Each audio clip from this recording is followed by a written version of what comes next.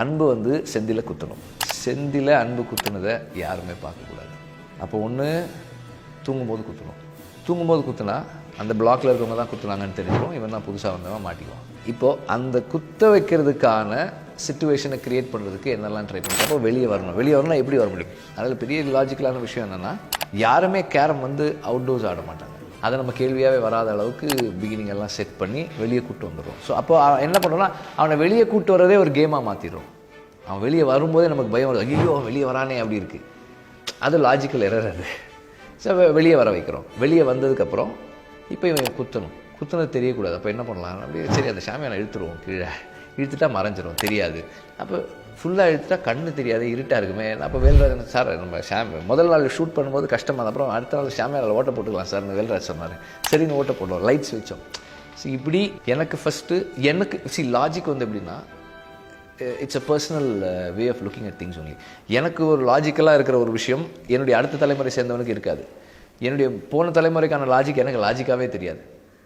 சில சமயத்தில் பாலமேந்திர சார் வந்துட்டு அது கண்டிப்பாக வேணுமாடா, எதுக்கு சார், அப்போ தானே அந்த இது புரியும். இல்லை அது இல்லாமலே புரியும், எதுக்கு இது வைக்கிறாரு அப்படி இருக்கும். அவர் ஜென்ரேஷன் பார்த்த பார்வையும் நான் பார்த்த பார்வையும் வேறு.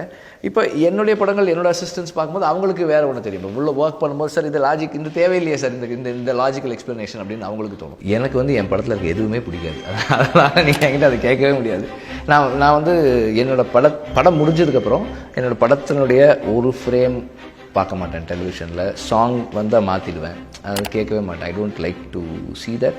குறிப்பாக படம் பார்க்குறதுக்கு எனக்கு பிடிக்காது. ஏன்னா பார்த்தா ஐயோ நம்ம இதை எப்படி மாற்றிருக்கலாம் அப்படி பண்ணிக்கலாம் தோணிகிட்டே இருக்கும். அதனால் அதை பார்க்கவே மாட்டேன். சாங்ஸும் நான் கேட்க மாட்டேன். அது ஷூட் பண்ணுற வரைக்கும் அதை கேட்டுகிட்டே இருப்பேன். அதுக்கப்புறம் அதை ஜஸ்ட் கெட் ஓவர் தட்.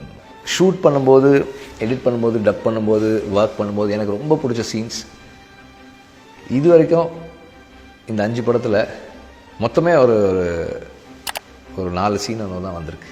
எனக்கு ரொம்ப பிடிச்ச சீன்ஸ்னால் ரொம்ப என்ஜாய் பண்ணி பண்ணுற சீன் எதுவுமே வைக்க முடியாது.